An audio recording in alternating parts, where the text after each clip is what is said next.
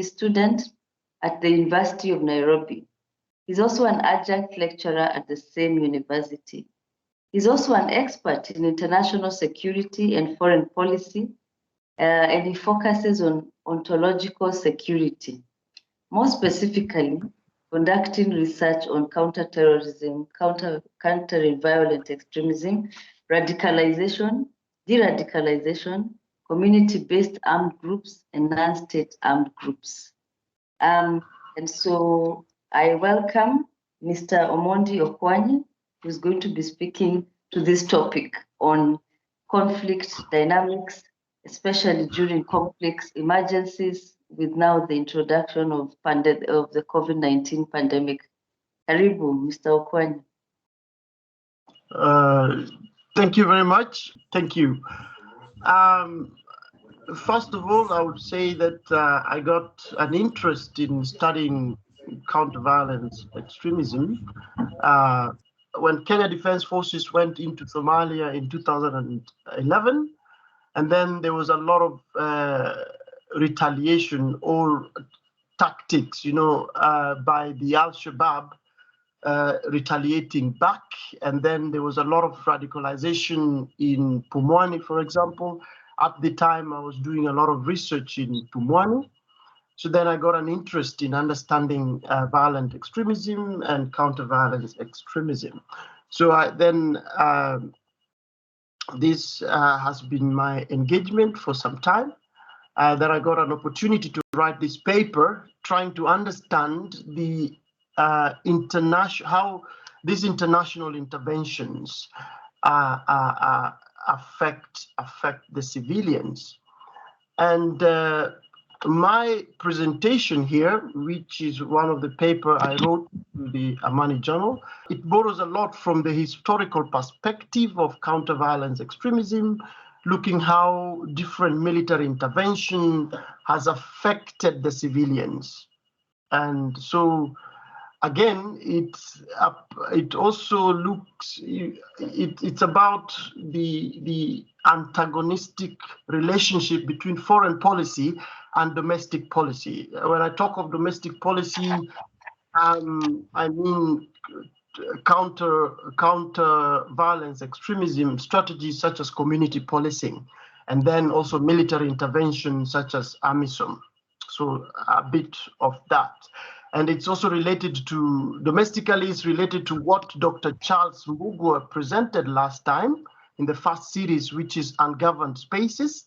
But my presentation really focused on territoriality. By territoriality, I mean how this organization, violence extremist organization, take advantage of different territories, that is geographically and even socially and psychologically. So it's a bit complicated. And again, my presentation is also more similar to what Margaret Wangui presented last time about AMISOM, looking at the the state strategies, the strong military or hard power interventions. And lastly, my presentation also touches a bit on what Professor Solomon Owoche presented last time, the philosophical aspect. So bringing this political philosophy, political theory in trying to understand the security aspect, looking at the civilians and also looking at the state foreign policy actions. So to start us off, as I said, my presentation focuses more on history. So counter-violence extremism in the Horn of Africa, or rather in Africa, we could trace it back from the end of Cold War. And if you look at the end of Cold War, there was some international antagonistic relationship between different countries. For example, Ethiopia and Kenya. The Daniel Toroitich Arap Moi administration having a strong relationship with the United States, and then Haile Mariam having a strong relationship with the Soviet Union. And that developed further when, after the 1998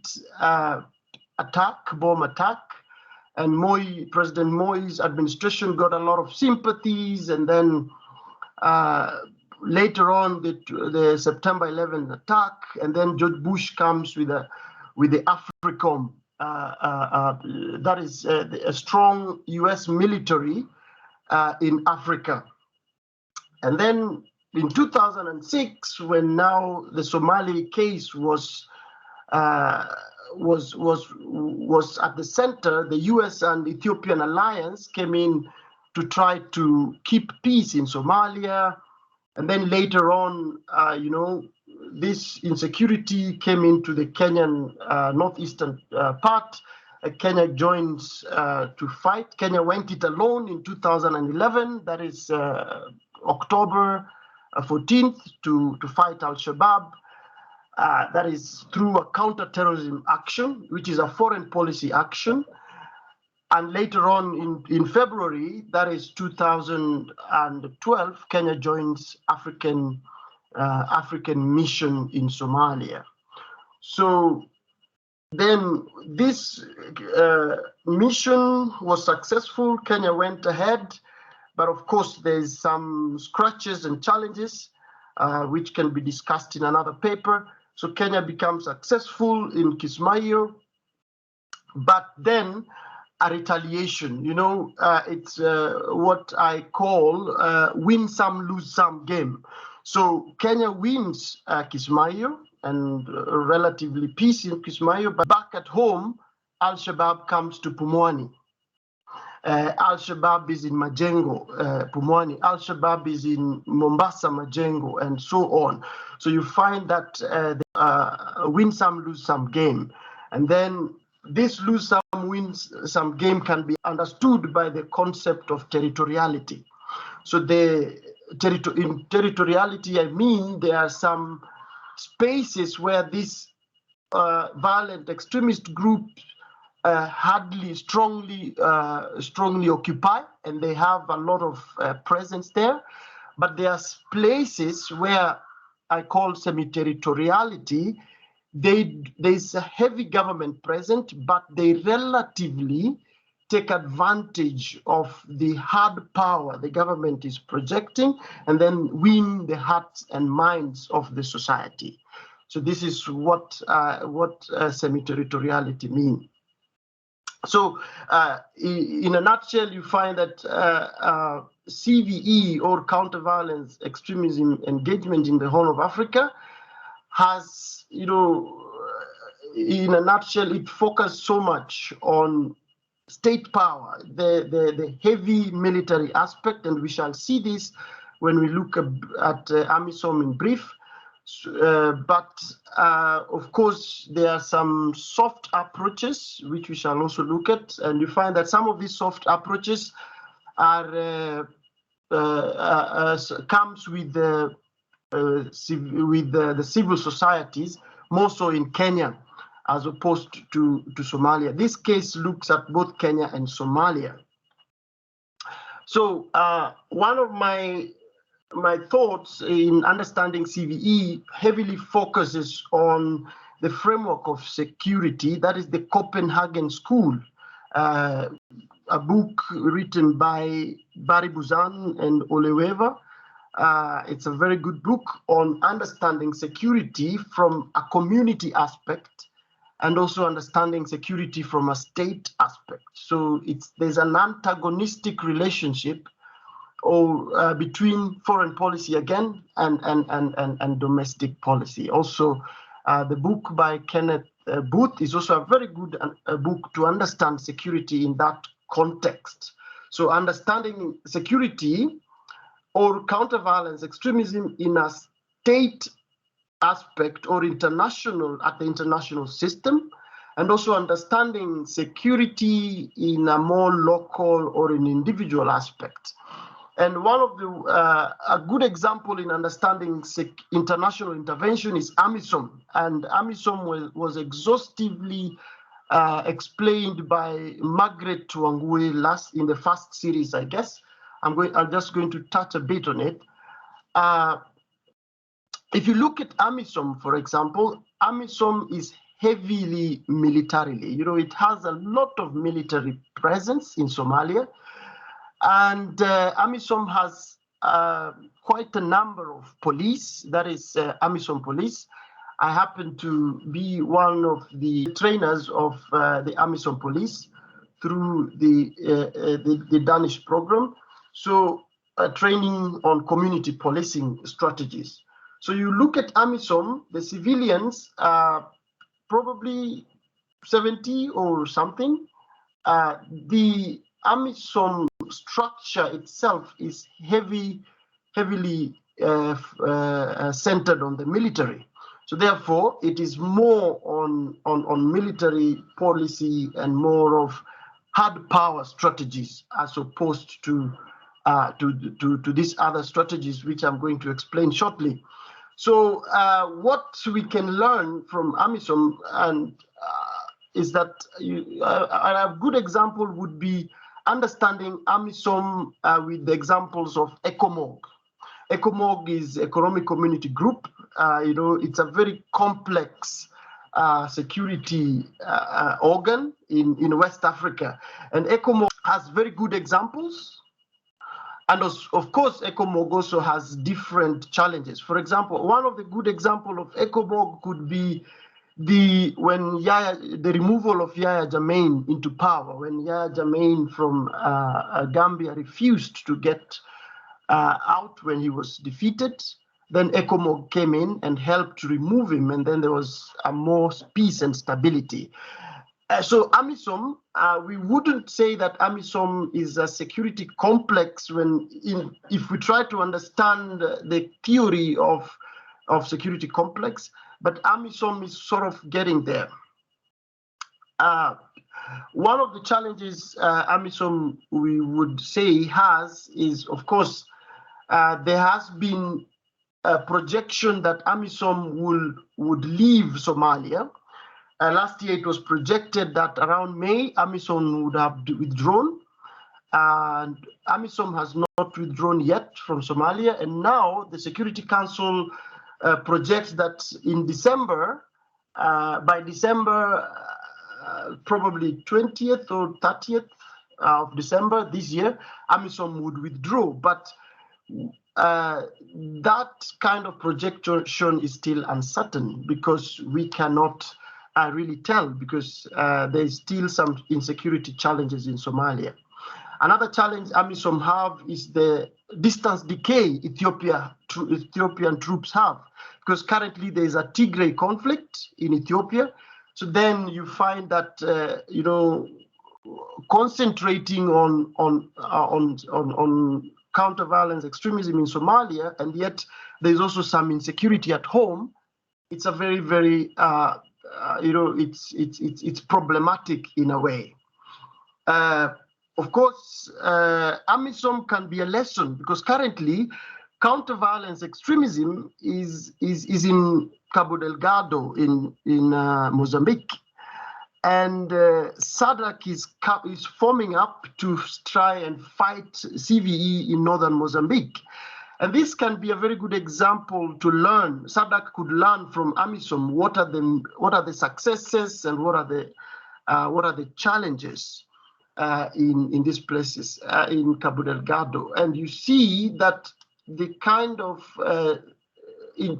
counter-violence extremism going on, or violent extremism going on in northern Mozambique, is quite similar to that of which happened in Kenya. The radicalization of Al-Shabaab in Pumwani is the same strategy they are using in Nkole, that is in northern Mozambique. So this could be a lesson as well for security strategies to understand how to fight violence extremism. My research is more of a qualitative analysis, and I have been doing interviews, attending conferences on CVE from 2015.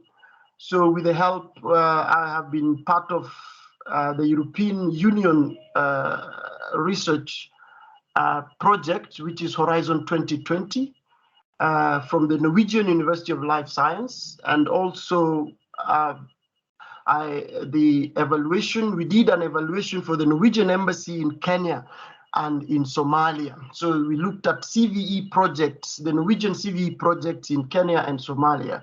So therefore, I happen to benefit from these projects.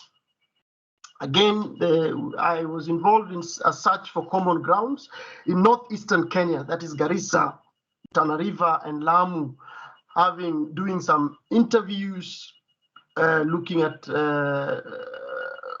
these actors, interviewing very key informants from both Somalia and Kenya.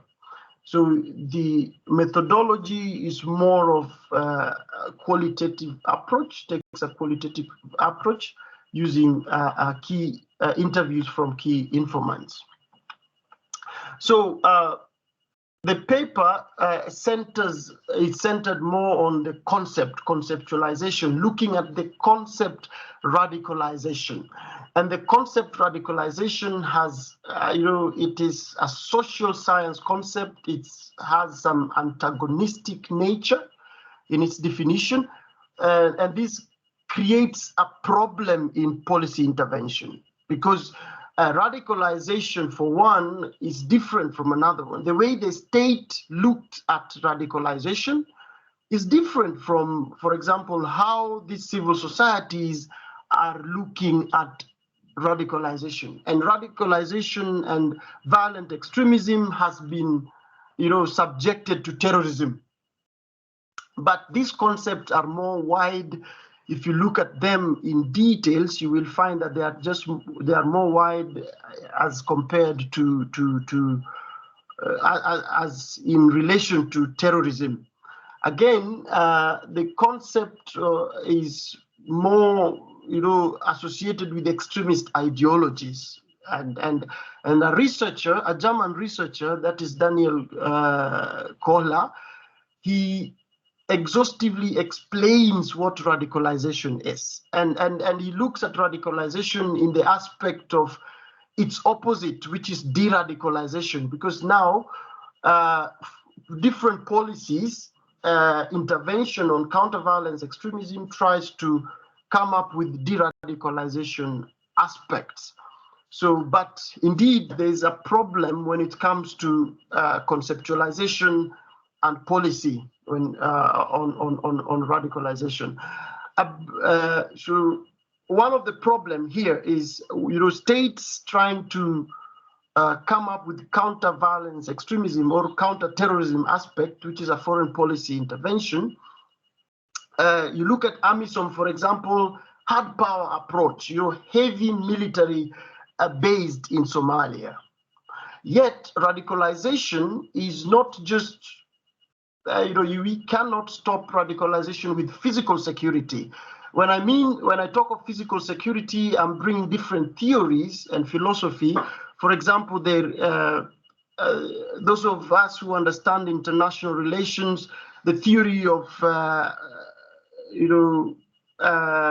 realism, the nature, human nature, trying to bring in national interest, bringing the interest of the state and trying to fight these vices, versus ontological security. Now, when we talk of ontological security here, we mean, some soft approaches, looking at the anxieties, looking at the individual, how does the individual, how is the individual associating with the members of the society and so on. So there's an antagonistic relationship when it comes to these theories. Then also this affects how policies are being implemented. And as I said, if you look at AMISOM, hardly into hard power approaches as opposed to the soft power approaches. But AMISOM has a more soft power approach because they have the military, the police, AMISOM police, trying to come up with the community policing interventions, but these are still in their infancy. Again, radicalization here, we cannot say that when an individual de-radicalization involves different concepts and aspects. And I happen to be privileged to interview a lot of returnees in Pumwani and other parts in Somalia. And you find that if you follow some of these returnees, you discover that we cannot say that indeed they can be disengaged. You know, they go through some programs of reforms and programs, but of counseling programs, but we cannot fully say that these people are disengaged from radicalization. So there's a lot of some antagonistic aspects as well in the radicalization. And again, these individuals, you find that, for example, the Kenyan programs, as we shall see shortly, has a lot of state intervention, and some of this state intervention, the state follows these returnees. You know, they are supposed to travel at a certain time. They are not supposed to travel at a certain time. They are not so much free to travel. And again, when they come back to be integrated into the society, you find that there is a lot of societal stigma. For example, in Pumwani, some of them, you know, the society sees them in a different way, you know, associates them with this violent extremist group, so they are not fully integrated into the society. There's that aspect of stigma. Again, I concentrate into the domestic versus foreign policy challenges. Some of these challenges here, and I will stress, you know, the offensive strategies. And when I talk of the offensive strategies, I mean, for example, the Kenyan intervention in 2011, when KDF, Operation Linda Nchi, Kenya went into Somalia. And then immediately in 2013, you see a retaliation of Al-Shabaab, violent extremism, the Westgate attack, you know, the Mpeketoni, we see the Garissa attack, we see attacks such as the El Ade attack and so on, you know, the Kulbio attack, you know, the Mogadishu attack, the recent Dusit attack.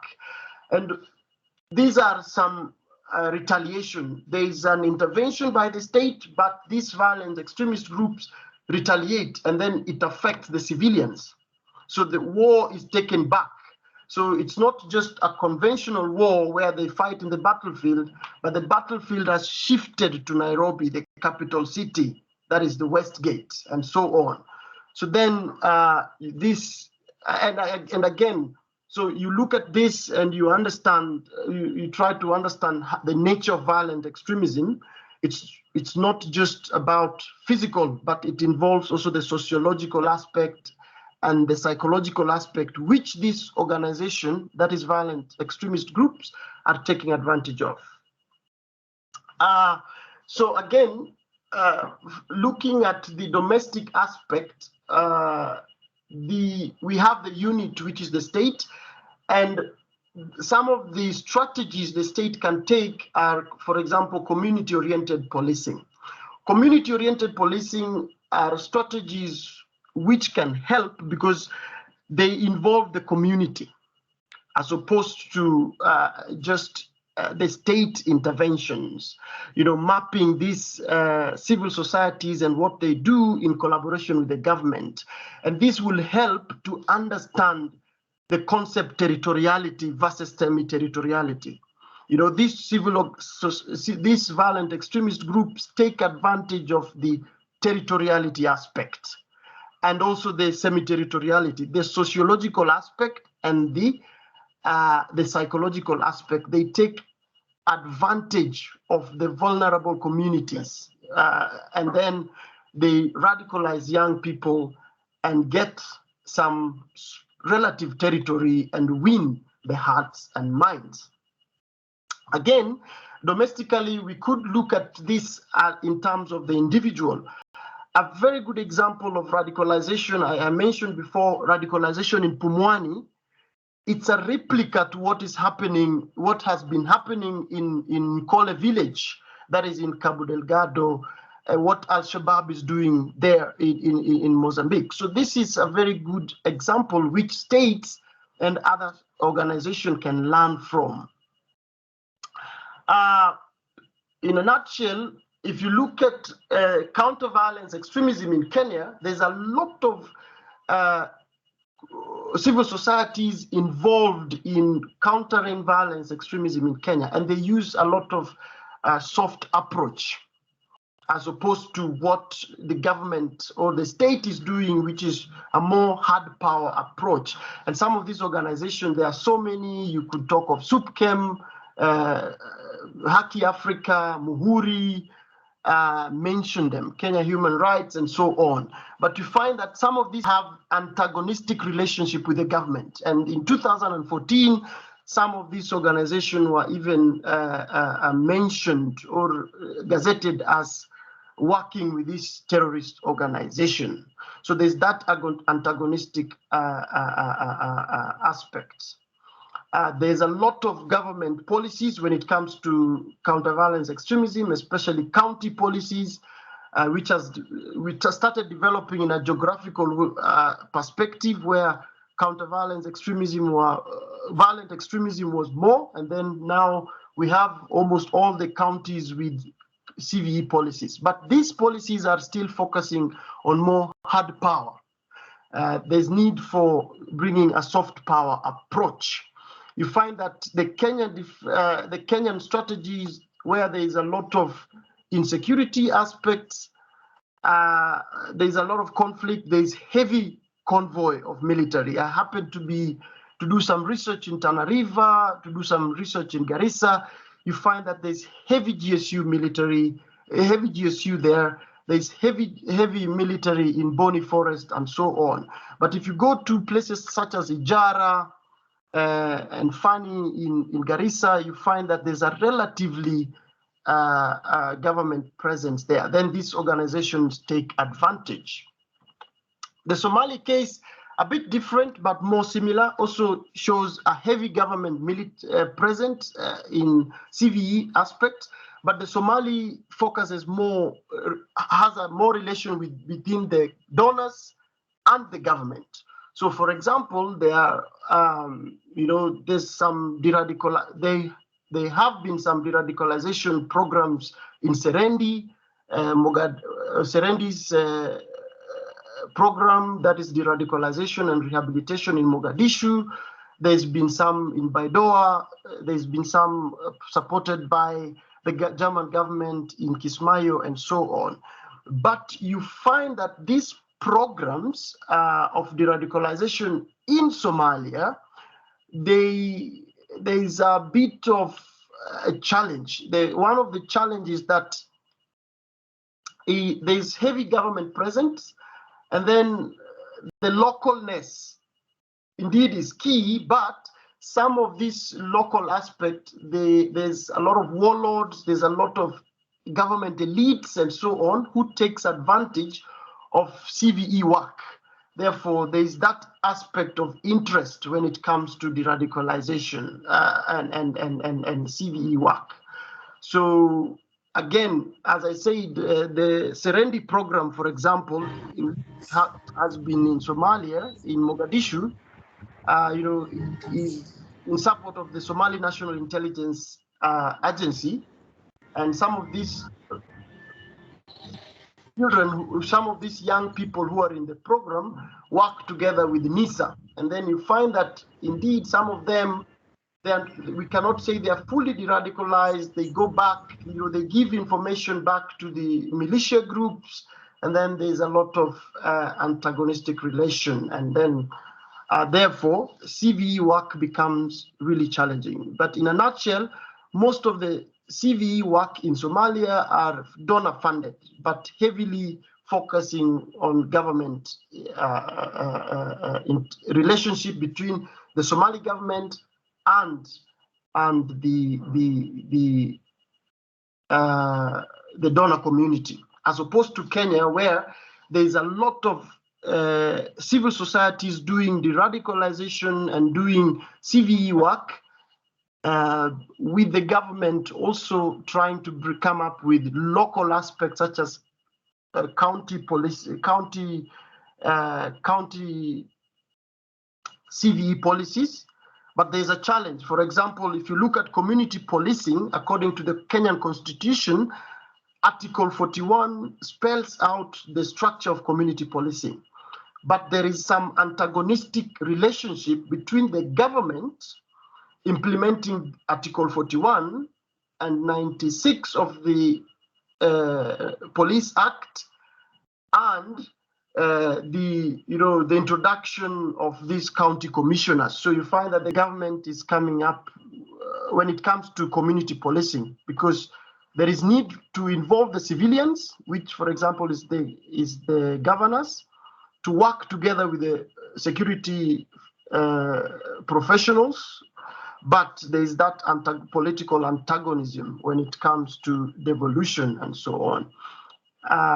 So lastly, my paper concludes that indeed the Somali case and the Kenyan case is different. Kenya is more, you look at CVE work, the civil society dominates the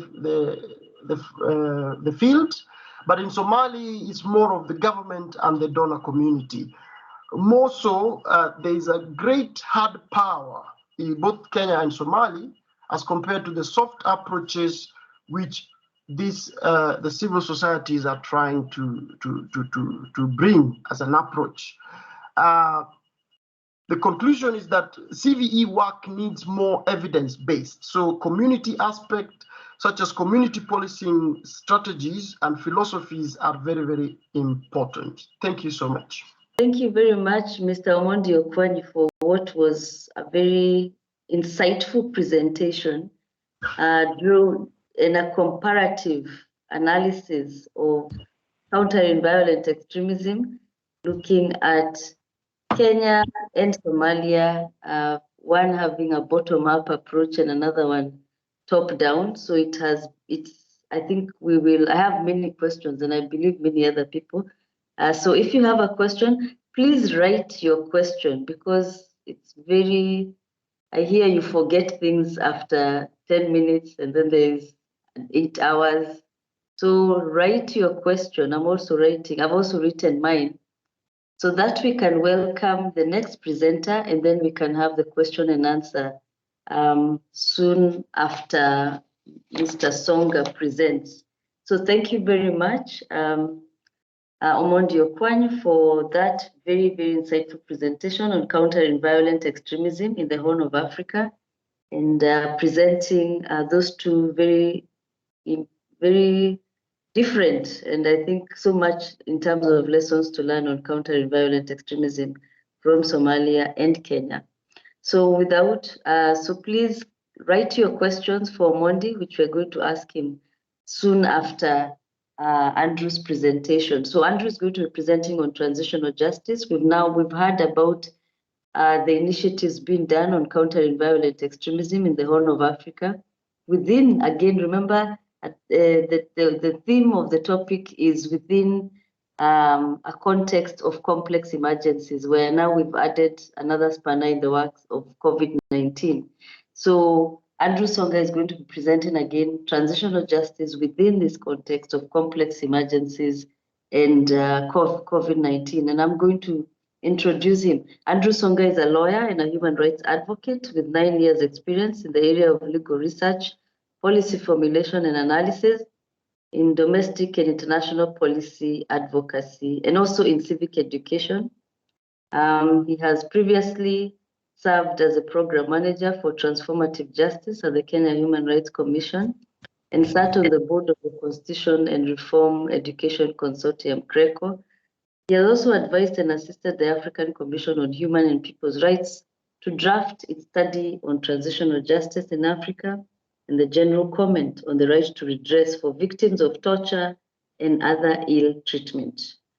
Mr. Songa is also a graduate of the Geneva's Academy's Master of Advanced Studies in Transitional Justice, Human Rights and Rule of Law, and is currently working in the International Federation for Human Rights, FIDE, as the advocate to the African Union. So, Karibu, Andrew. So I will proceed to start the presentation, which will be discussing, as Dr. Umai suggested, transitional justice within this context of COVID-19, and in particular also within the context of the African Union's agenda on silencing the guns, which I will explain shortly. And what I hope to discuss and explore is whether there is indeed a converging point between the dual agendas of silencing the guns on the continent and also addressing COVID-19, where the converging point would be transformative transitional justice. And maybe just before I begin, in terms of my profile, just a quick correction. My apologies to the organizers, because since we last spoke, I made a bit of a transition from my previous role. I'm no longer with the International Federation of Human Rights. I am now with the European Partnership for Democracy, focusing on what we call the Charter Project Africa, which is a consortium-based project focused on enhancing the implementation of the African Charter on Democracy, Elections and Governance. With that, I will jump quickly into the presentation. I intend to discuss about three broad areas: the connected challenges of silencing the guns and addressing the COVID-19 pandemic, what the role of transformative transitional justice could then play in that regard, and conclude with a series of recommendations that emerge from the discussion.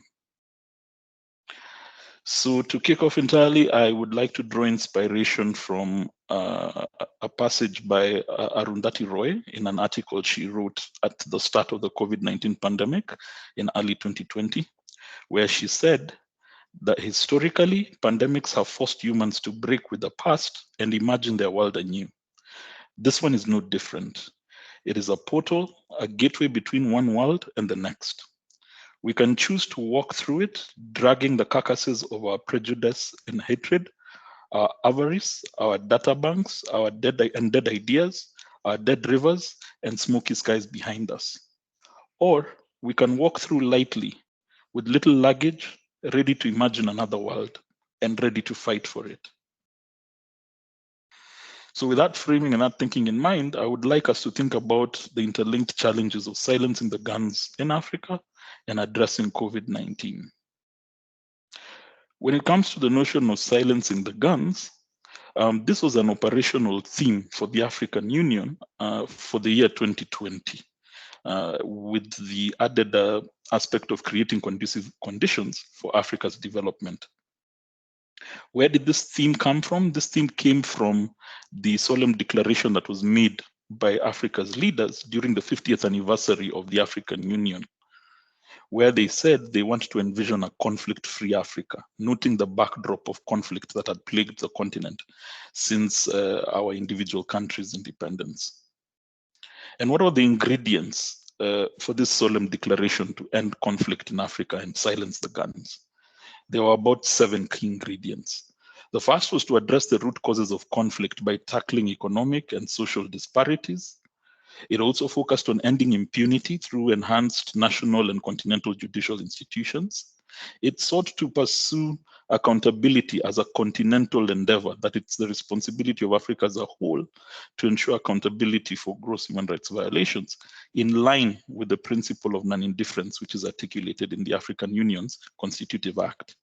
It also sought to eradicate emerging sources of conflict, such as piracy, terrorism, drug and human trafficking, transnational organized crime, and cybercrime, but to name a few. It also sought to prioritize the operationalization of Africa's peace and security architecture, which has since taken place, and also to steer clear of nuclear weapons, as well as eradicating other weapons such as landmines, and also stemming the proliferation of small arms and light weapons. Finally, it also sought to address the issue of forced migration by fully implementing continental and universal frameworks pertaining to internally displaced persons and refugees. And in this regard, particular emphasis was placed on the Kampala Convention on Internally Displaced Persons that had been passed by the African Union, I believe, in 2009. The African leaders set themselves a timeline of essentially ending conflict on the continent by December 2020, which was obviously highly ambitious. And it set up a master roadmap on practical steps to reach this goal by the year 2020. And that program was supposed to run from 2016 to 2020, essentially the AU master roadmap. But evidently, as we know, if we just look across the continent and have a quick spot check, we will see that this goal of silencing the guns is far from being achieved. We've seen relapses into conflict, we've seen the emergence of new conflict, and we've also seen continued levels of unrest in different parts of the continent. But as we reflect on that, we can also then look at how the COVID-19 pandemic superimposed itself into this context. It was essentially a global pandemic that then required a coordinated response from the African Union. We recall how in late 2019, we saw the first cases emerge in China, but then how that quickly and rapidly spread to the rest of the globe and finally was on our doorstep officially even by early 2020. So by September 2020, the African Union had, the African Center for Disease Control and Prevention had noted the reality on the ground that we had over 1 million cases of COVID around the continent. We had over 30,000 deaths and also over 1 million recoveries in that space of time. What was the African Union's initial response? It was to try and set up a COVID-19 response fund with a seed funding of $12.5 million. It allocated about $4.5 million to the African Center for Disease Control, and also established a ministerial coordination committee on health, finance, transport to kind of streamline the continental strategy response to the pandemic. But even as this responses unfolded, what became clear is that the COVID-19 was going to adversely affect the socioeconomic environment for the continent. And this played out in terms of massive revenue and job losses across the continent, disruptions in trade and supply chains, the ballooning of external debt and servicing costs, which we continue to see as an ongoing and expanding concern, decline in foreign direct investments, but also social unrest that came from some of the containment strategies and the economic fallout that governments had to preside over. So lockdowns, and we had the initial responses of forced and extreme lockdowns at a country level that then meant people couldn't work, people couldn't earn an income, and therefore then we saw a rise in levels of crime, and that also then began to breed to some levels of unrest, especially when these measures were accompanied by other fallouts such as police brutality and excessive use of force in enforcing some of these measures like lockdowns. There was also challenges to migration and mobility, which we continue to experience. The restriction of movement of persons and goods, therefore undermining the potentials of trade, but also more importantly, dealing with aspects of the rights of forced migrants, for example, such as refugees and internally displaced persons. Then there's the overall impact that the pandemic has had on peace and security. As already suggested, the socioeconomic strains that have accompanied the pandemic have elevated the risk factors for conflict, such as structural governance deficits, the absence of sufficient institutionalized dispute resolution mechanisms, and resource-based grievances. We've seen all those things go up in the midst of the pandemic. But also in terms of peace building, we have seen the pandemic adversely affect mediation efforts. Like last year, we saw the South Sudan peace process significantly slow down as a result of the pandemic, so that the mediation efforts could not proceed as planned. Happy to now say that things have now begun to move forward in 2021, and the mediation processes have resumed and continue to take place. Same situation played out in the Central African Republic. And also in some instances, there was postponement of transitional justice processes, as we shall see in the Gambia, where the Truth Commission had to suspend some of its proceedings on account of some of the government's institutional measures to deal with the COVID-19 pandemic. So why transformative justice when we think about how to address both silencing the guns and addressing COVID-19? Well, the first step to finding out the why is in the nexus of underlying issues or root causes within both silencing the guns and addressing COVID-19. Both these issues are connected by the aspect of underlying or root causes, which have either elevated the immediate impacts of these two issues or inhibited the effective responses that governments can deploy to address both conflict and also ending the pandemic. When it comes to silencing the guns, we've already seen that social and economic disparities, along with the issue of impunity, have been identified as some of the root causes of conflict. And so some have called for a paradigm shift in the approach to silencing the guns by focusing essentially on the underlying issues so that we can prevent the continuous cycle of conflict. In fact, the 2020 report for the AU Master Roadmap on silencing the guns underscored this by stating that the conflict on the continent actually lied in focusing on the political and socio-economic transformation that has also been envisaged in the overall development blueprint for the African Union, which is Agenda 2063.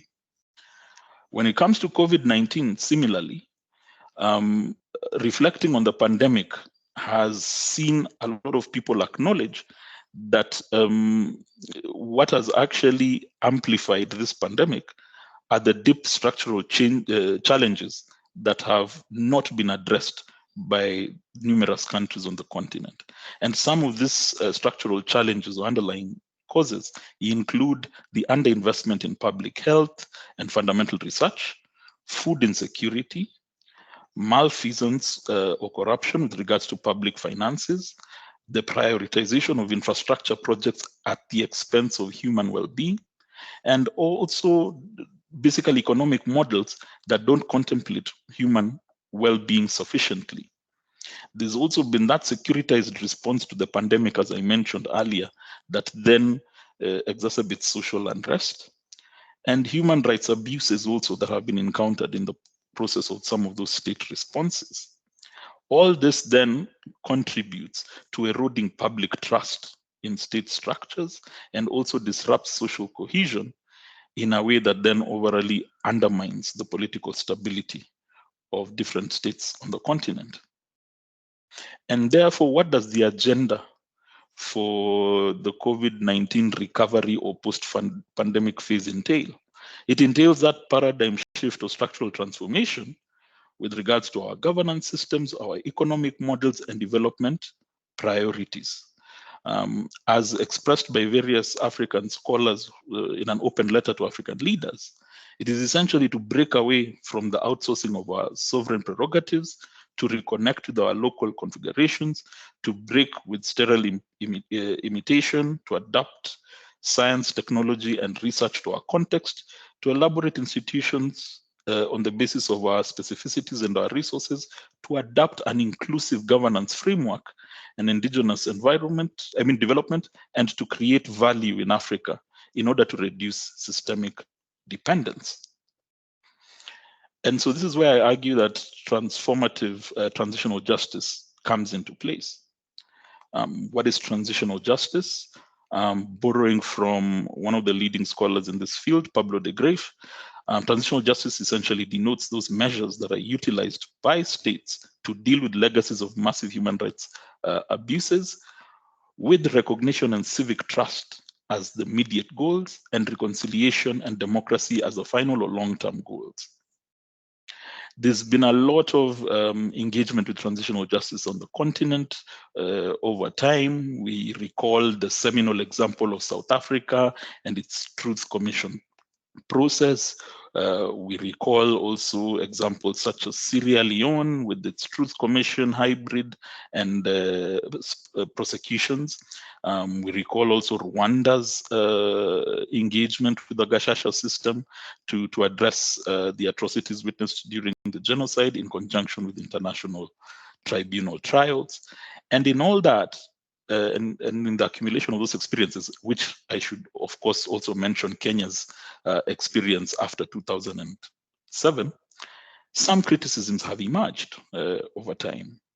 That transitional justice, as we knew it then in the conventional sense, created a global project that was essentially imposed. The focus on setting up 4 pillars: truth commissions, prosecutions, institutional reforms, and reparations, in a manner that was very technocratic, focused on experts, lacking context that appreciates the operational environment in which those measures are implemented, and also failed to fully appreciate dynamics such as gender, power, and also structural violence, where beyond the traditional violation of civil and political rights are deeper rooted violations with regards to economic and social rights, with regards to aspects of identity and representation.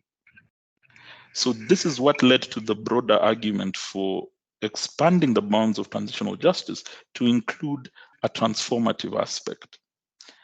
And through scholarly arguments by people such as Louis Arbour, Carla Young, and Paige Arthur, you find that the argument was essentially made for the transformative turn for transitional justice, where you tackle past injustices through measures that usher in an equitable future. So beyond dealing with the very tangible and obvious violations that are usually of a civil and political rights nature, you then invest also in processes that dismantle the structures that allowed the vulnerabilities for certain persons to become victims to those violations. There's also the conception of viewing transitional justice as a bridge rather than a wall, where past and present policy is foregrounded by an appreciation of present injustices. And that therefore you have a continuum between the past and the present that enables social transformation, as we shall see the African Union Transitional Justice Policy define. But there are cautions to this approach of transformative transitional justice. One of the cautions that is propounded by Padraig McLeish is that they are core domestic barriers to economic justice, and that it would therefore be wrong to presume that transitional justice measures can have either a transformative or catalytic effect on the economic dynamics of a state simply by intention and design. The fact that you have patrimonial systems that can still hold the levers of socioeconomic development, this cannot just essentially be easily changed by instituting truth commissions or by undertaking some variety of institutional reforms, especially when you recognize, as Gabriel Lynch does, that transitional justice processes tend to have short-term buy-in, limited mandates, and therefore cannot really be the ones to be deemed responsible for long-term structural transformation.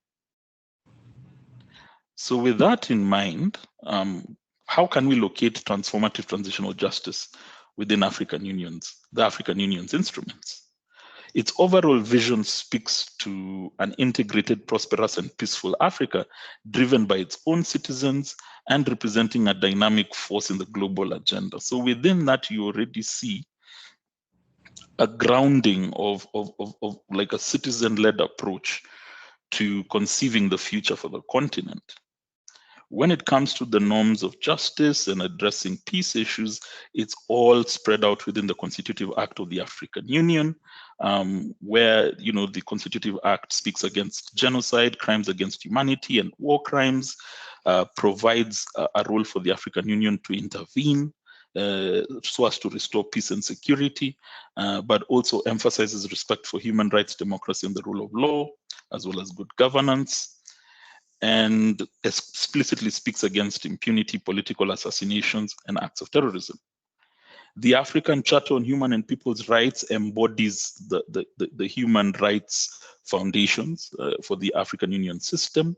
And within that, it speaks about 3 categories of rights: civil and political rights, economic, social, and cultural rights, as well as group rights or people's rights, that then embodies that broader framing of transformative conceptions of justice. And as already highlighted earlier, the African Commission on Human and People's Rights then situated its own mandate and the African Charter in transitional justice by undertaking a study on transitional justice in Africa, which I would recommend people to interact with. But very importantly is the African Union Transitional Justice Policy, which defines transitional justice as the various formal, traditional, or non-formal policy measures and institutional mechanisms that societies, through an inclusive consultative process, adopt in order to overcome past violations, divisions, and inequalities, and to create conditions for both security and democratic and socioeconomic transformation. So envisioning an end goal of democratic and socioeconomic transformation is what really undergirds the African Union's approach to transitional justice as being a transformative one.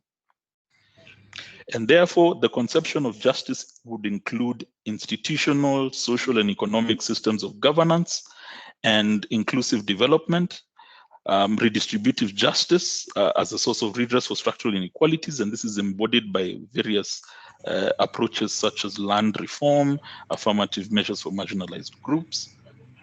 And also, it underscores the importance of national and local ownership for transitional justice processes. Now, how is transformative transitional justice applicable within the current context of silencing the guns and COVID-19? It's the fact that the African Union is seized of various country situations where transitional justice processes were either underway or about to be embarked on, but now have to run contemporaneously with addressing the COVID-19 pandemic. I just looked at the time of writing the paper, I just looked to 2 examples, contemporary examples, and that was Sudan and the Gambia. And with regards to Sudan, if we all know the backdrop from the revolution of 2019, we then evolved into a situation where we had a sovereign council and a civilian-led government. And one of the things that brought them together, or their working mandate, was what is described as the missions of the transitional period, which sets the stage for transformative transitional justice by aligning those transitional justice measures with broader peace building and governance priorities in a manner that provides strategic coherence. Sorry to interrupt, you have 5 minutes. Okay, I'll quickly wind up. So within that missions of the transitional period, the African Union Transitional Justice Policy is introduced as a way of providing assistance to Sudan by the African Union. And we see that since they're coming together as a sovereign council in 2020, a lot of progress has been made towards securing the peace, and in some ways beginning to undertake the transitional justice agenda for Sudan. I recall, for example, the peace agreement, the Juba Agreement of 31st August 2020, which broadened the number of rebel groups that then came in to cooperate with the Sovereign Council. But that even as this progress was being made, some challenges persist for Sudan against the backdrop of COVID-19. That as the Sovereign Council was trying to find or was trying to make progress with regards to implementing the missions of the transitional period, they then found themselves in the middle of the COVID-19 pandemic, which then exacerbated an already existing economic crisis. So because of the lockdowns and the slowdown of the economy as a result of the pandemic, you then found increased pressure being placed on the informal sector, which then in turn bred social unrest and put pressure on the Sovereign Council and the civilian-led government. But then also above this, we find there were already existing tensions within the transitional justice agenda due to lack of sufficient public consultation as to how the missions of the transitional period were being implemented. So these two things then come together to create a boil, and therefore we saw periodic episodes of social unrest reemerging in Sudan in a way that could threaten the stability of the civilian-led government. And so the argument is the path to strengthening regime stability so that it can deal with the economic fallout of COVID-19 lies in shoring up public confidence in the government, and that can only be done by faithfully implementing the 12-point steps of the missions of the transitional period. This means sufficient public consultations in the establishment of a truth commission. It means following through on the aspect of ending impunity by prosecuting persons who are responsible for massacres during the revolution, but then also dealing with those responsible for mass atrocities going into the period of the Bashir regime. Quickly, before I close, looking at Gambia, Gambia was also in a similar space. After the ouster of Yahya Jammeh, the Barrow administration between 2018 and 2021 have been embarking on the implementation of a national development plan in which a transitional justice agenda is embedded. So it's within that broader plan that you then find the anchoring for the Truth, Reconciliation and Reparations Commission, a Constitutional Review Commission, as well as a series of institutional reforms in the justice and law sector. All of this has been supported by the African Union, which in turn have been using the African Union Transitional Justice Policy as their working document. But we also see challenges in this context. During the COVID-19 pandemic, like I mentioned, the Truth Commission had to suspend its public hearings temporarily. But that even beyond that, we have now seen some levels of political interference and lack of sufficient public consultations with the way some work of the Truth Commission was undertaken, and also now with the conclusion of that process, as we now begin to hear about President Barrow trying to find ways to accommodate former President Yahya Jammeh, even before the final report of the Truth Commission is published and shared. And also the fact that they have been unable to tie up the constitutional review process. But that then again, underpinning all this has been the economic impact of COVID-19 that has slowed some of the government's actions and reoriented its priorities. So in conclusion, what I essentially argued in the paper is that the goal of silencing the guns must remain a foremost priority for the African Union and be characterized by efforts to fully implement the African Union Master Roadmap for Silencing the Guns, with a focus on the economic, social, and legal aspects of the Master Roadmap.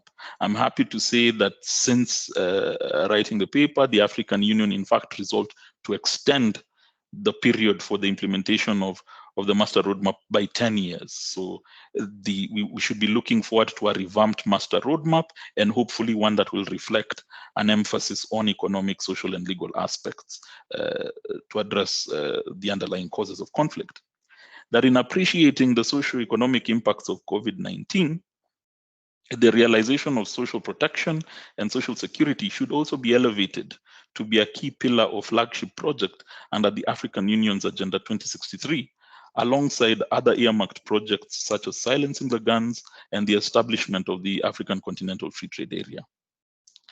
That the African Union Transitional Justice Policy must feature strongly in the African Union's interventions in transitional contexts, and this should be reflected by enhanced sensitization on the content of the policy for member states, as well as other stakeholders such as civil society at the national level, and that there should be increased technical support accorded to governments undertaking transitional justice measures, so a replication of some of the efforts the African Union has undertaken in Gambia, for example.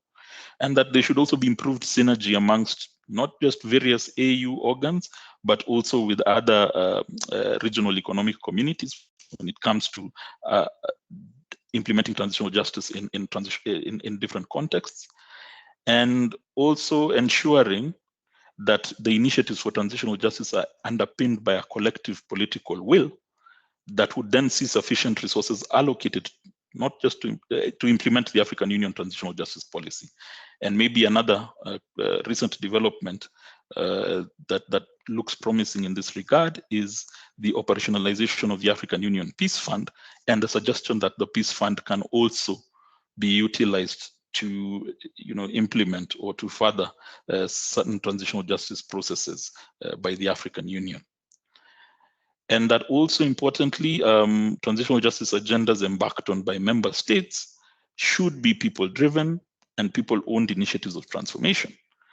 So this must be reflected in investment in national dialogue, to establish effective avenues of public participation, and that public participation centers the needs of victims and survivors, so that once you institute redress mechanisms, they are mechanisms that are truly responsive to the harms that are uncovered by transitional justice processes. And this becomes essential to restoring dignity for those who endure those atrocities, and it therefore establishes a pathway to reconciliation that can advance wholesome citizenship and become the driver for true transformation. I thank you for your time.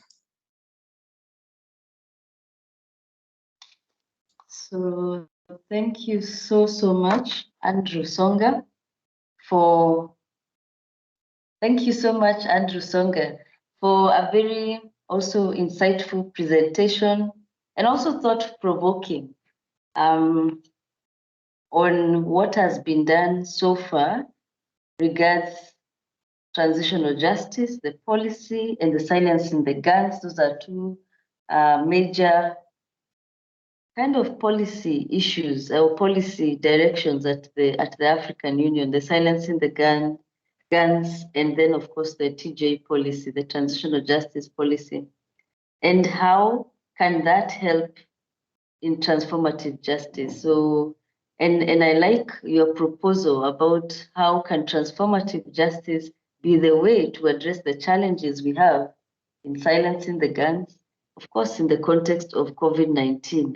And thank you very much, especially for stressing states' roles in enhancing and funding human security, because there's a lot of support for militarization of, like for instance, even from the former presentation, securitizing security without thinking about human security. And I believe many of us understand what I mean by human security. And that's what really your presentation has brought home: the role of socioeconomic and addressing socioeconomic root causes of violence so that we can silence the guns in a transformative way.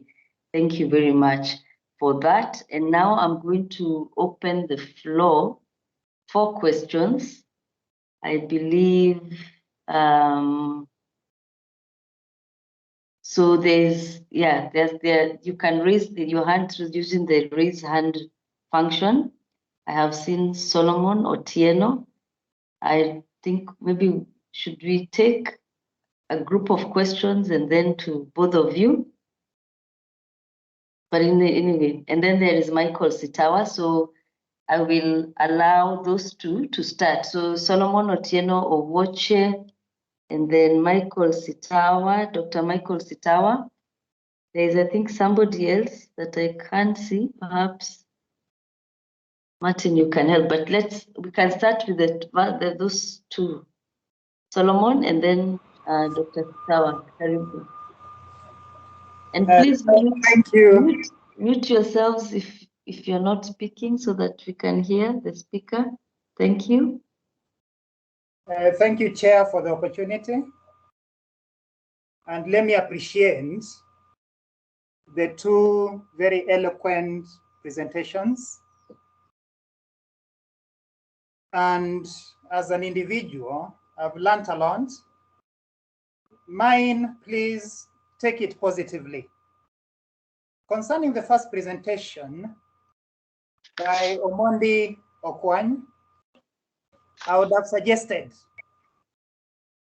that instead of having the topic listed, the presenter should have looked at countering violent extremism in Kenya and Somalia, as opposed to focusing on the Horn of Africa. and then go ahead to talk about the military as a counter-terrorism strategy. Because when I listened to the paper, the civilians were a peripheral subject. But again, I hope he's going to address that issue. And then secondly, when he was talking about his conceptualization,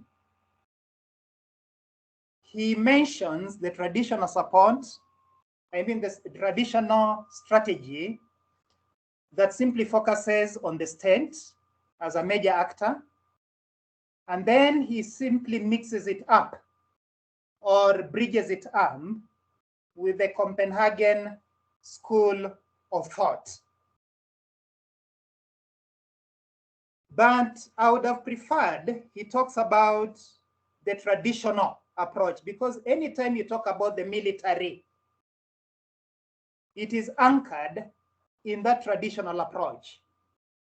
And then simply look at the challenges that have been faced by the military in its attempt to use the strong hard power to realize peace and security for the civilians or the citizens. So I hope he's going to talk about that. But to come to the second presentation by Andrew, is it Songo, the lawyer? Yes. There is something positive about COVID-19, which, reading his paper, does not come out. For example, look at COVID in terms of reducing migration, in terms of reducing movement. And the moment you have reduced movement, there is some positivity. You cannot carry the small arms and light weapons across borders. You cannot distribute it. So in one way or another, I think there is some positivity of COVID in as far as silencing the guns are concerned. And maybe he's going to comment about that. And then lastly, this issue of COVID has also brought about some positivity in as far as bringing the issue of one, now politicians no longer talk about ethnicity, etc., etc. They are coming up with issue-based policies. Look at Kenya. You have Raila saying, we will now focus on the poor and the youth. We are going to give each and every family or individual 6,000 if they do not have a source of income. That is positive. It will reduce conflict. Look at the Deputy President, William Ruto. He's saying bottom up, because this issue of relying on the top leadership no longer buys. Don't you think that is positive? I would like to hear what Andrew Songa, the barrister, has to say about that. Is that connected with transitional justice? Thank you so much. Well, thank you for your provoking questions from Otieno Owoche. Thank you for that. I hope you have noted those questions, both Omondi and is it? Yeah, both Omondi and Songa. So now let us hear from Dr. Michael Sitawa, and then after that, we will hear a question from Brigadier Alex. Very well, thank you very much, our very able moderator, Dr. Omai, senior officers, distinguished guests, participants, all protocols observed. I have two questions that basically focus on the aspect of privatization or private interest. The first question goes to Clifford, and the question I have is, do we really have a challenge in rooting out violent extremism, or there are private interests that would not want to see the conflicts in various parts of the world coming to an end? Okay, between the human security approach and the physical security approach, where we are securitizing zones, is it of more interest to the security actors to use the human security approach or go the physical security approach? Which one is more profitable? That is question one. And is that actually the reason as to why we may be facing certain headwinds with regards to, exterminating the violent extremism we are seeing in Kenya, Somalia, and the Horn at large? To a very eloquent barrister, when you look at where the rain began beating us, Andrew, and I thank you for this presentation, look at our health sector generally in the region and how it has been privatized as compared to other jurisdictions, say the UK, say Germany. Look at the education sector and how the private sector interests have literally taken over the show. Would it be one of the reasons as to why our response was lackluster? And as some have said, it is purely the hand of God that we have lives, in Africa, because going by the way our health sector was structured, we would have been ravaged seriously had it hit us as hard as it hit Europe and the US. Is it a case of private sector interest that we are as flat-footed as we are today? Thank you. Thank you very much for those questions, Dr. Sitawa. Very provocative also.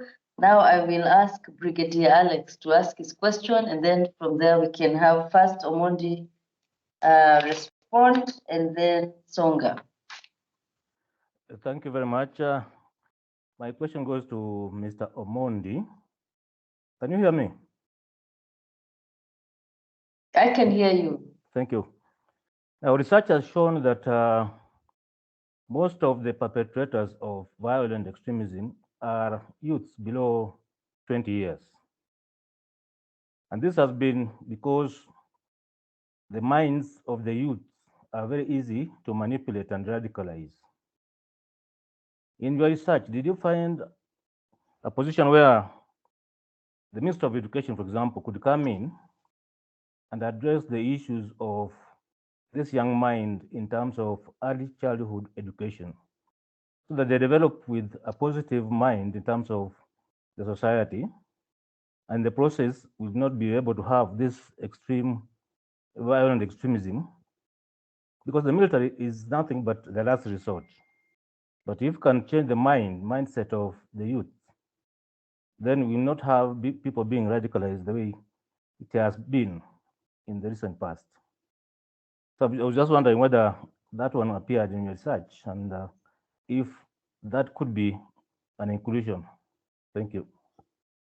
Thank you, Brigadier Alex. Now let's have Omondi Okwany. Clifford, you can go and respond.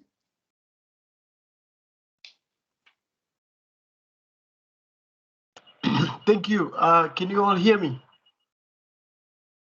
Yes, we can. Yes, thank you so much for the very good and challenging questions.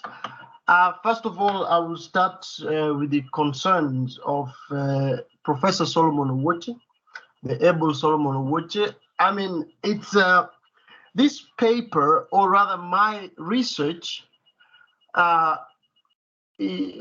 focused on looking at how state interventions or military interventions affect the community, and it was really a challenge, because first of all, when you go out there to do research, or the nature of my research, interviewing various government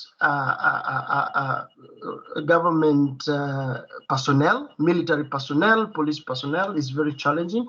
So I wanted to bring out the aspects, bringing the philosophical aspects, which of course Dr. Solomon Owuoche presented last week, trying to bring the political theory, understanding different aspects of political theory, for example, understanding power, the nature of human, and bringing it up to understand, because security indeed it's about it's about the people, it's about the society.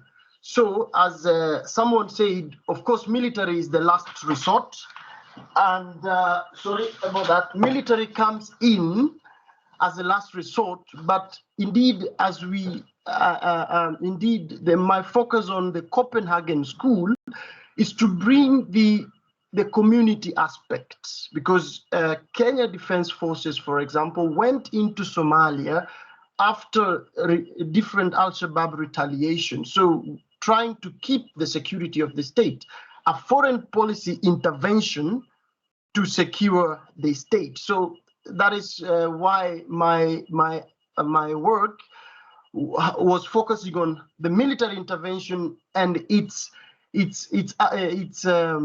repercussion on the civilians. So looking at how this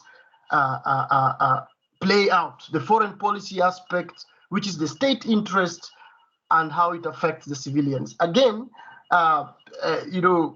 Copenhagen School was interesting in my view, in the sense that it gives an understanding on security from the local aspect. Local aspect and also the state aspect. The state aspect in the sense that who is the actor? In this case, AMISOM is the actor. Okay, and who is the victim here? Who speaks security? AMISOM speaks security. But then who is the victim here? The Somali child in Baidoa, maybe the northeastern Kenyan youth, maybe the youth in Pumwani, maybe the youth in, the Westgate attack, the victims are maybe the foreigners. So my paper wanted to give an understanding of how that state intervention, more of a hard power strategy, affects the civilians.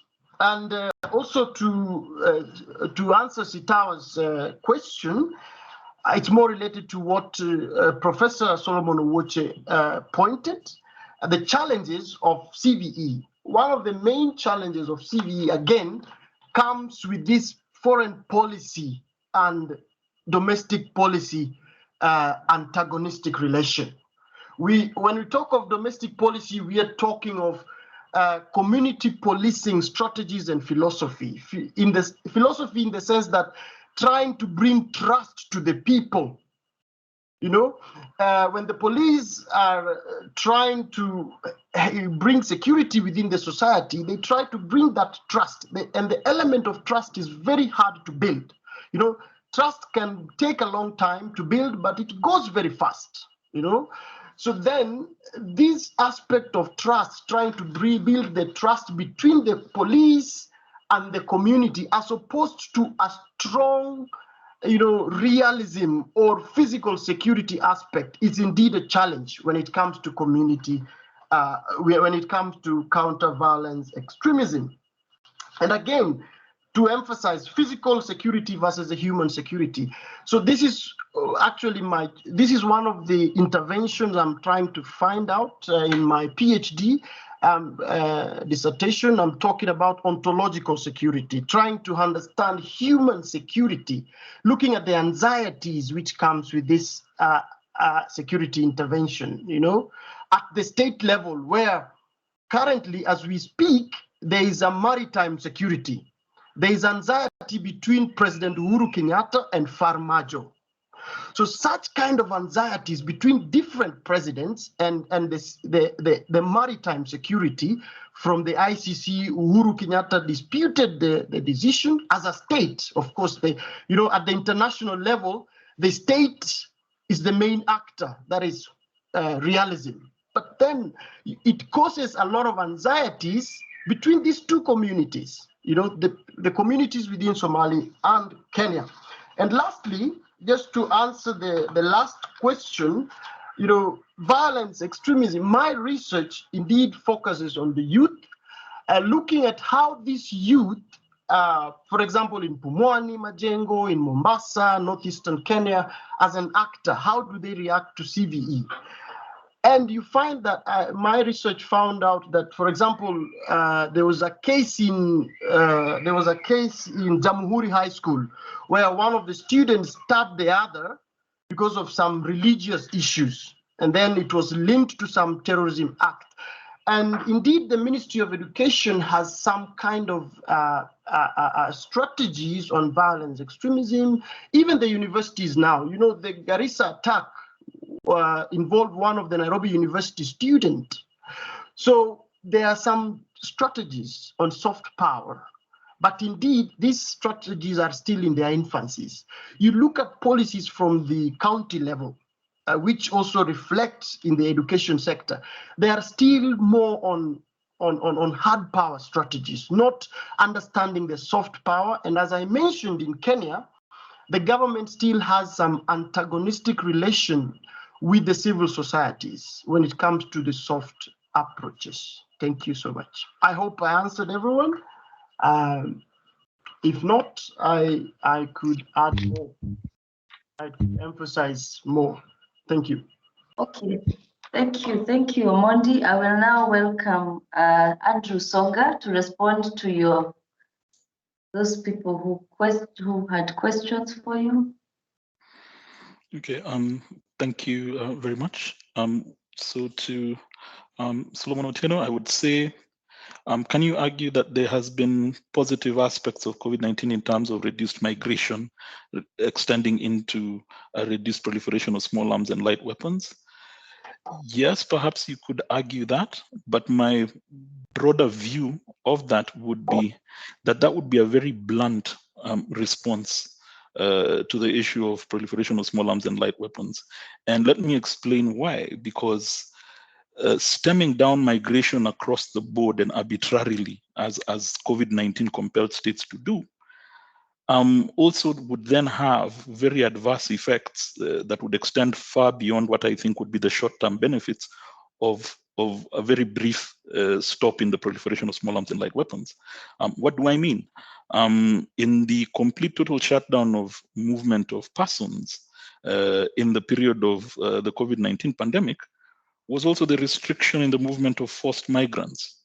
Remember, we have refugees, we have internally displaced persons who are compelled to flee. They don't willingly move from one place to another. They're compelled to flee based on the circumstances they're facing on the ground. And the reality is, with the entire blockade of migration during the COVID-19 pandemic, what we then saw were pressure on these particularly vulnerable groups. And therefore, even states countermanding their other broader international obligations, because we do know there are international obligations that pertain to the rights of forced migrants that were being undermined by that kind of blockade. So what I would look to is and what I would argue for, usually in this context of migration, is a broad-based holistic migration policy that emphasizes the virtues of free movement of persons, but then also addresses the risks and the challenges that comes with migration, like dealing with the proliferation of small arms and light weapons. And indeed, that's a conversation that is ongoing at the regional level.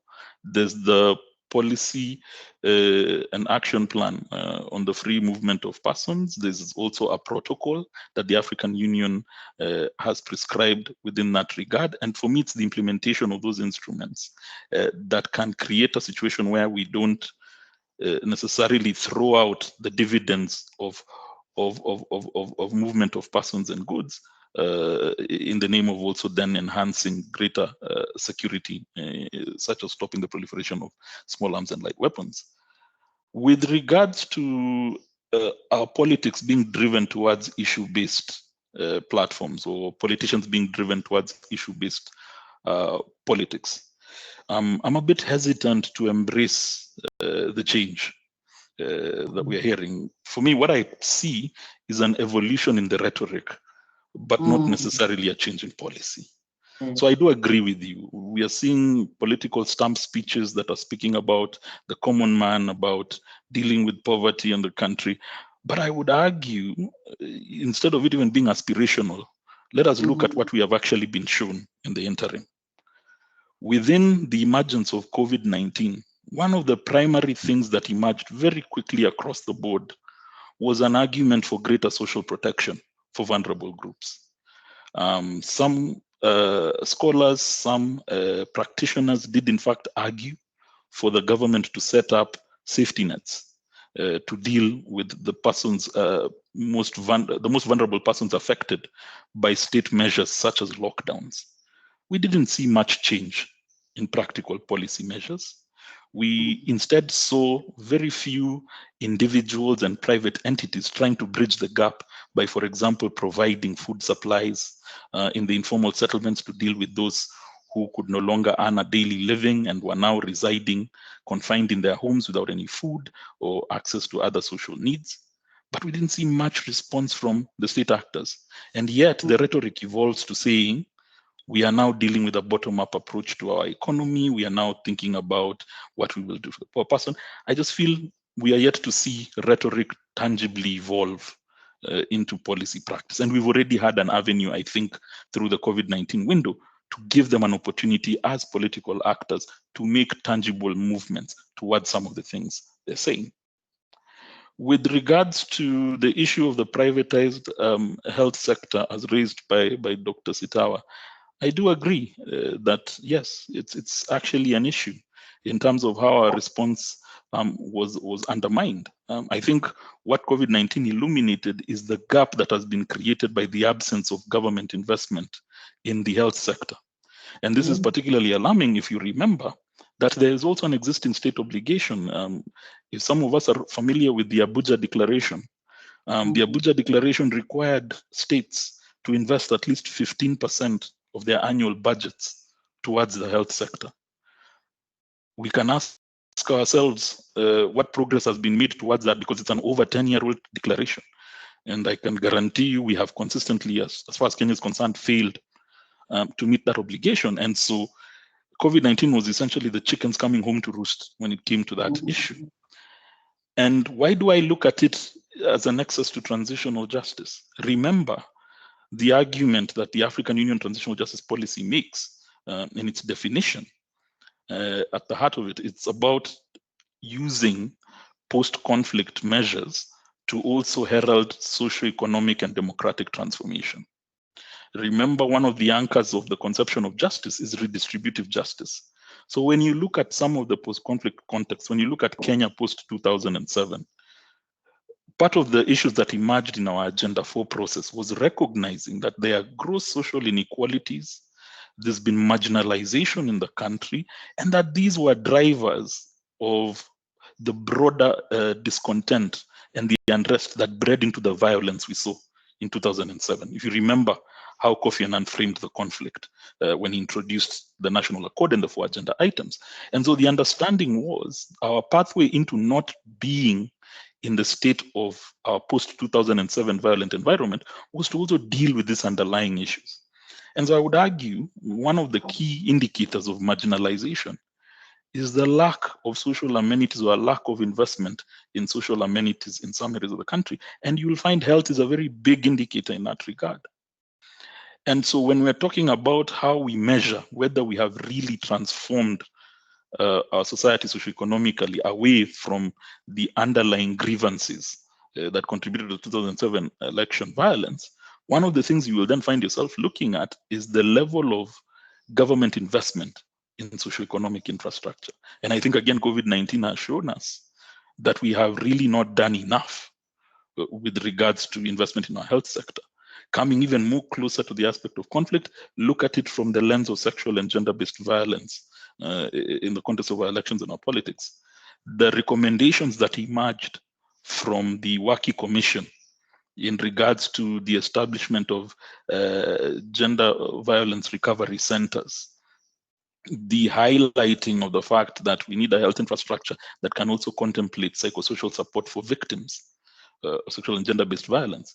You look through that prism of recommendations into the 2013 election and some of the documentation some people made with the regards of the recurrence of that level of violence. You look at it in 2017, especially, you will see, again, there's a thread of an argument about how we have failed in the regard of dealing with some of the underlying issues that were then identified as needing to lead to transformation if we're going to then have a better society. I see Dr. Omai's finger, so I will stop at that. No, but I hope you're done with the explanation. Yes, I am. Yes, I am. Okay, because I would want us to end on time, as I was told by midday. So any other question? I think you have been, the 3 questions from Dr. Ouche, Dr. Stawa, and Brigadier were answered comprehensively. So any other burning question before we, oh, Dr. Ouche, you have another one? Your hand is still raised, or it is? No, Chair, can I ask something to the lawyer? Yes, a quick one. I like his eloquence with words, but there's a conclusion based on his answer, which I'm putting in parentheses, misleading. Here's a situation where the lawyer is talking about having a people-driven, a people-owned process. Honestly, Bwana Songa, do you have much faith in the masses? Do you have much faith in the citizens? And I'll simply draw you to the works of an individual called Norberto Bobbio, that Italian philosopher, who argued the masses, the people are very stupid.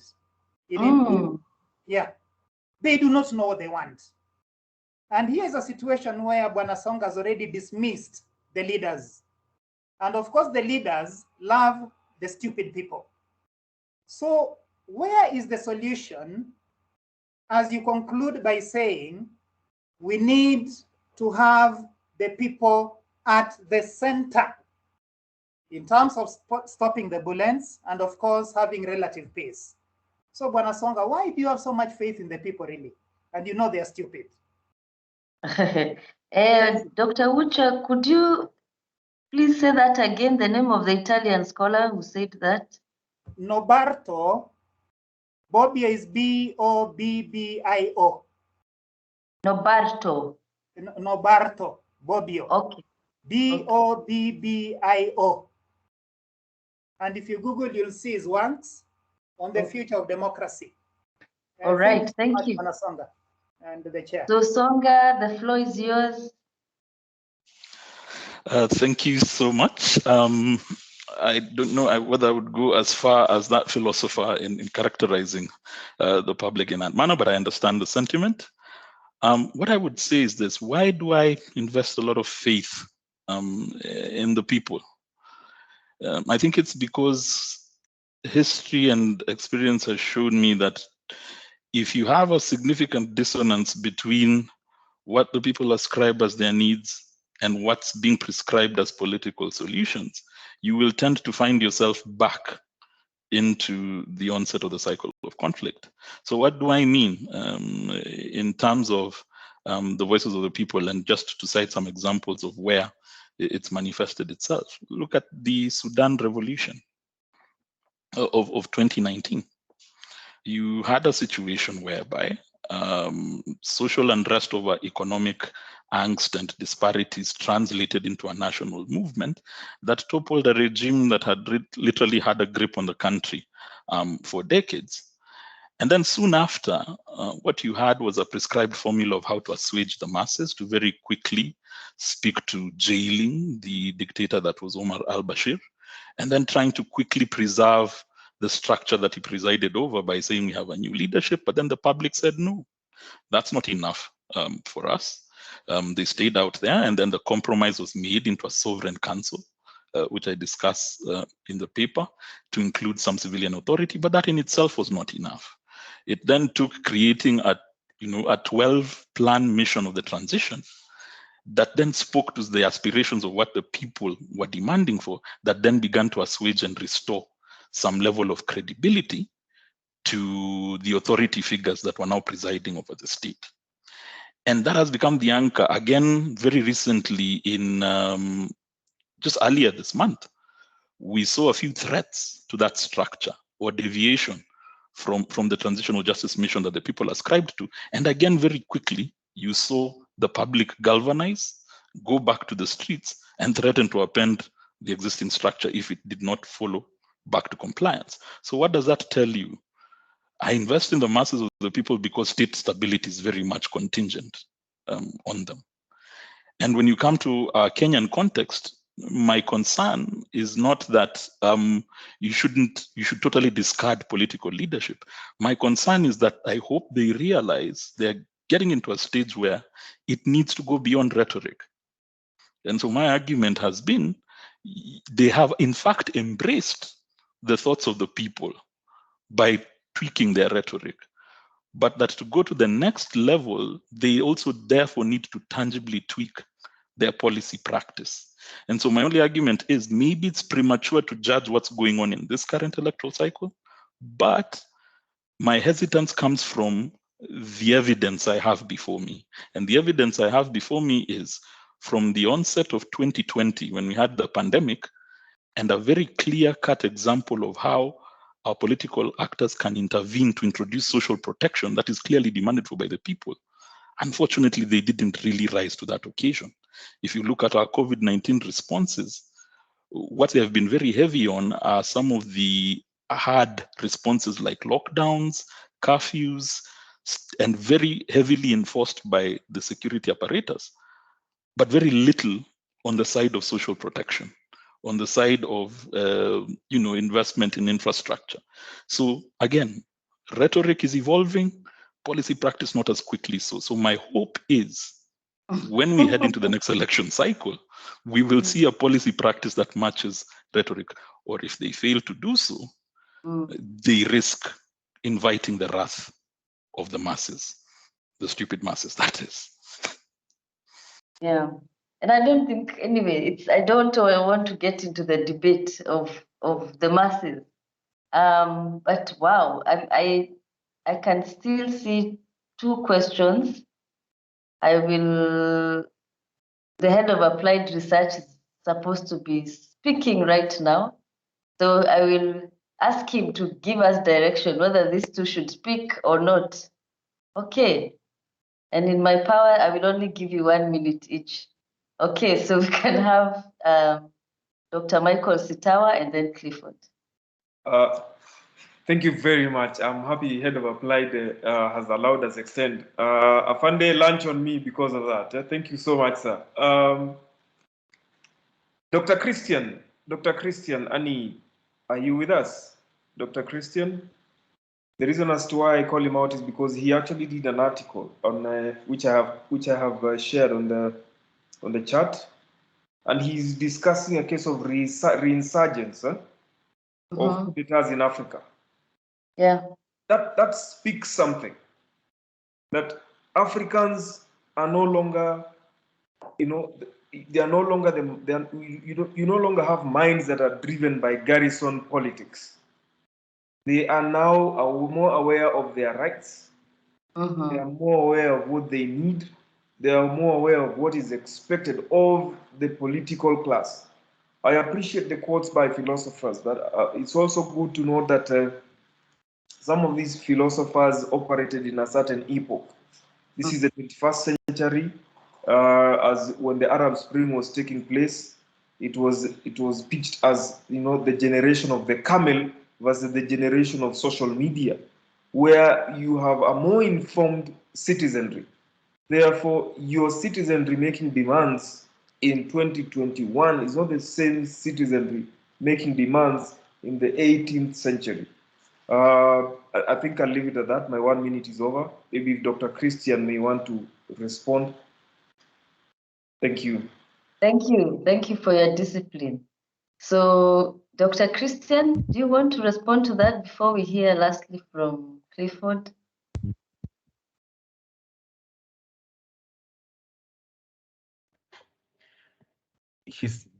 Dr. Christian seems to be offline. Okay. All right then. Omondi Okwan.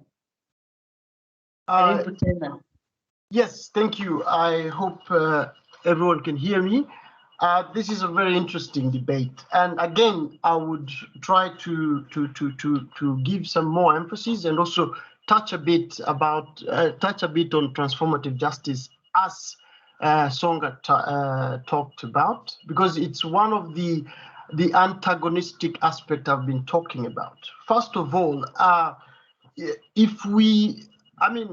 indeed we can have an analysis saying that, of course, the African society is advancing, more informed citizen, as Sitawa said, but indeed that is question for another day, because there's a lot of different opinions on that, especially focusing on what Dr. Uwoche presented last week. The political philosophy or the political theory, for example, focusing Thomas Hobbes' ideas, the Hobbesian theory.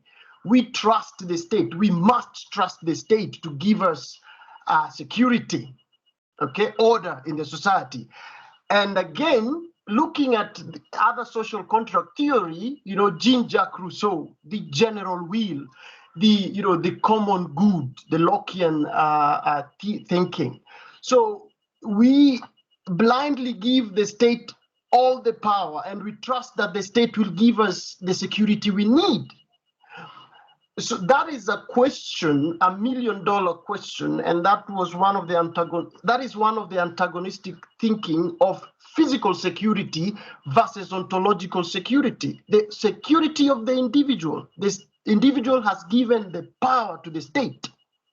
We expect the military to give us a security, We trust in the military, but to what extent do we give that power to government? Lastly, the aspect of what Songa brought about socio-economic, the African Union thinking, the socio-economic transformation.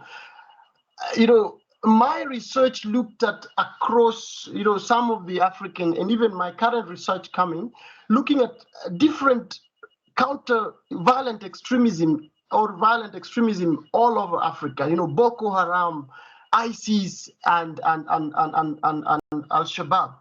And you find that Africa is very huge, but violent extremism is not spread across Africa. It is in specific areas. You look at Westgate, one of the mastermind of Westgate, Duhulo, from a Somali who went to Norway, lived there, and then comes back to Turkana. That is the refugee camp there, and plans this Westgate attack. Look at the mastermind of Garissa attack, a lawyer from the University of Nairobi, and the mastermind as well. These are not people who are poor. Today, as we speak, yesterday there was an attack in Kongsberg in Norway. The Danish attack. There was just an attack, a terrorism attack. These people are not poor. So the social economic aspect and transformation, trying to bring the liberal philosophy, has a lot of questions there. And therefore, I try to develop my thinking of ontological security, trying to understand the individual. It's not just the economic aspect or economic transformation, but radicalization is very blurry, if I would say. It is not just in one aspect of the economic, but also, if we focus on the economic, then we are going to lose the understanding, because it's not only poor people who are being radicalized. Thank you. All right. Thank you very much, Omondi Okwen. Also, I want to thank Andrew Songa for both your very insightful presentations and discussion provoking. We've had a nice discussion. And now I will welcome the head of applied research. Thank you very much, Martin, and everybody at KRTC for inviting me, especially now because I'm in South Africa and it's very cold and rainy. So it felt very warm to be among Kenyan contemporaries. So thank you very much. So Karibu, our head of applied research.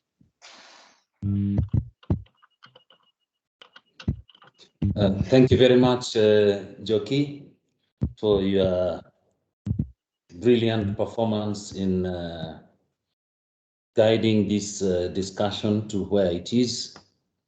Thank you very much, our key presenters, and congratulations for your insights and your provocation to all our minds. I thank you on behalf of the Director IPSTC, and really I can't say much. I have been provoked beyond my capacity to endure.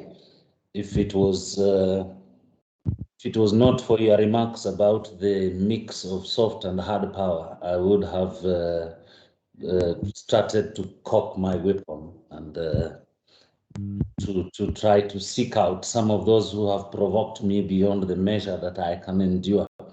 But that is the mental aspect. I would like to say it has been very, very, very imaginative of you. You have shown us doors that we never thought existed. You have given us the impetus to go out there and read and really come to terms with how the philosophical society has insulted us in the past and continues to do so up to now. I note with very serious concern about the stupid populations, and I will go an extra mile to find out the context within which the label was actually crafted by that particular philosopher and all the others who have given, who have been echoing the ideology that he put forth. I thank you very much for highlighting the aspects of blanket acceptance of our roles, the role of government and the role of the individual. I would like to thank you very much for putting us on the spot to really take charge of our minds and to think positively in the face of the reality versus theoretical connotations that have been guiding us, for us to be able to look at rhetoric that is coming from practitioners of policy and practitioners of politics, so that we can differentiate the two and be very, very objective in how we process our emotional balances for purposes of maintaining our sanity. Thank you very much. I would like to announce that we will be giving each one of you an invitation to come to the International Peace Support Training Center at a date to be confirmed later on, so that we can have some of these conversations one-on-one and be able really to pick our minds and ensure that we are all on the same page in a number of aspects of the discussions that we have been holding. For those who will be able to come, we will urge that on the onset that you are, first of all, COVID immunized fully, and number two, that you will be having the freedom to interact with us on our terms, because we are in an institution of learning that has to protect the participants who are held within it. Remember, the COVID pandemic is still ongoing and we are at risk, even those of us who have been immunized. And therefore, all these considerations have to be put in place, and all the measures that have been prescribed are adhered to. So this is a sort of advance warning to all of you, or advance information about the face-to-face that we are organizing, so that we can give each one of you a personal vote of thanks for being part of us, for being part of this community of thinkers and analysts who are going to form the next think tanks that are going to remove us from traditional thinking and to put us on the mainstream of contemporary thinking that will provide solutions to the problems that we have been facing all these years. I would like to end the analysis of what has gone on today with a very sincere vote of thanks to all of you who have contributed, all of you who have said something, all of you who have listened. And I would like to encourage you, even as we go offline, that you keep your minds active and continue interrogating these issues and even asking questions that will come to us, and we can channel them to the presenters or to subject matter experts that we feel can be able to address some of those questions so that we keep this debate alive. That is my utmost plea to all of you. Keep the thoughts alive, keep the debate alive, and ensure that as much as we move forward in the political events that are set to happen in the very, very near future, here and abroad, that we can be able to put everything in perspective and have a clearer understanding of where we are and where we are going. And with those few remarks, ladies and gentlemen, thank you very much for being with us. And I would like to declare at this point the webinar to be officially closed. Thank you very much, and God bless all of you.